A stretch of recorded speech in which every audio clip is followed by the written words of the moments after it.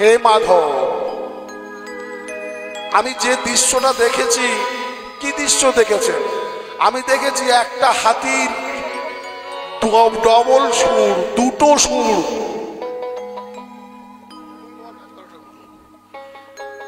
দুটো সুর, হ্যাঁ দুটো সুর দেখেছি।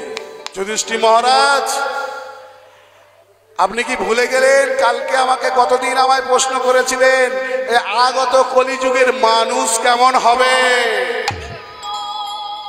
আগত কলিযুগের মানুষ ওই হাতির মতো হবে। হাতির মতো, হ্যাঁ, দুমুখো মানুষ হবে। দুমুখো মানুষ, কলিযুগের মানুষ হলো দুমুখো।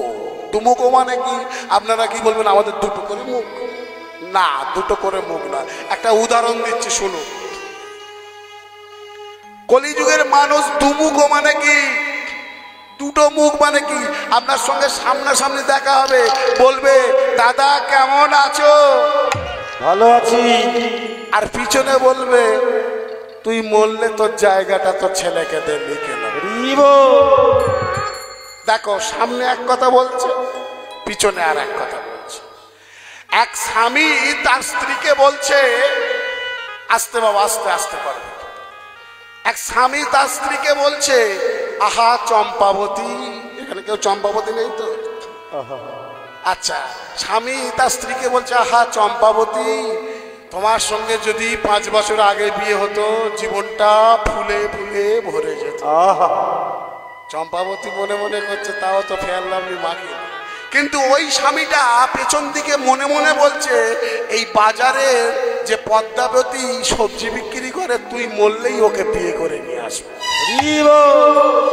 দেখো, সামনে বলছে নিজের স্ত্রীকে কি ভালো গুণগান করছে, আর পিছনে চিন্তা করছে মরে গেলেই হয় একবার, 15 দিন পরেই বিয়ে করবে। এই হচ্ছে দুমুখো মানুষ। সামনে এক কথা বলবে, পিছনে আর এক কথা বলবে। এই হচ্ছে কলিযুগের মানুষ।